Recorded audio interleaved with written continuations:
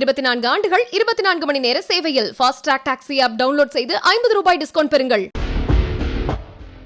கல்லூரி மாணவிகளை தவறான பாதையில் வழிநடத்த முயற்சித்து சிக்கிய பேராசிரியை நிர்மலா தேவி வழக்கில் ஏப்ரல் 26ஆம் தேதி ஸ்ரீவில்லிபுத்தூர் நீதிமன்றம் தீர்ப்பளிக்க உள்ளதாக தகவல் வெளியாகியுள்ளது. விருதுநகர் மாவட்டத்தில் உள்ள தனியார் கல்லூரியில் பணிபுரிந்த நிர்மலா தேவி இந்த வழக்கு தொடர்பாக சிபிசிஐடி போலீசாரிடம் கூறிய வாக்குமூலத்தில் பல அதிர்ச்சி தகவல்கள் வெளியாகியுள்ளன.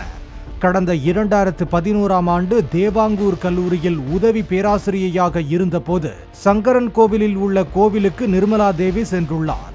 அப்போது இந்து சமய அறநிலையத்துறை அதிகாரி ஒருவரின் அறிமுகம் கிடைத்து அவருடன் தொடர்பில் இருந்துள்ளார். இதை அறிந்த கணவர் கண்டித்ததால் கோபமடைந்த நிர்மலா தேவி இந்து சமய அறநிலையத்துறை அதிகாரியை மறுபடியும் தேடி சென்றுள்ளார்.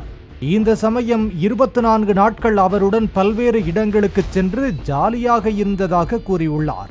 இப்படி தனது கணவரையும் மனதளவில் டார்ச்சர் செய்துள்ளார்.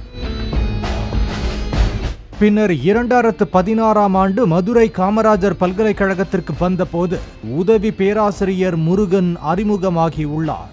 முருகன் மற்றும் அவரின் நண்பர் கருப்பசாமியுடன் தொடர்பில் இருந்த நிர்மலா தேவி முக்கியஸ்தர்களுக்கு கல்லூரி மாணவிகளை அனுப்புவது தொடர்பாக திட்டம் தீட்டியுள்ளார். திட்டத்தின்படி ஒரு மாணவியிடம் நிர்மலா தேவி பிடிபட்டார். பின்னர் நிர்மலா தேவி, முருகன், கருப்பசாமி ஆகியோர் மீது வழக்கு பதிவு செய்யப்பட்டது.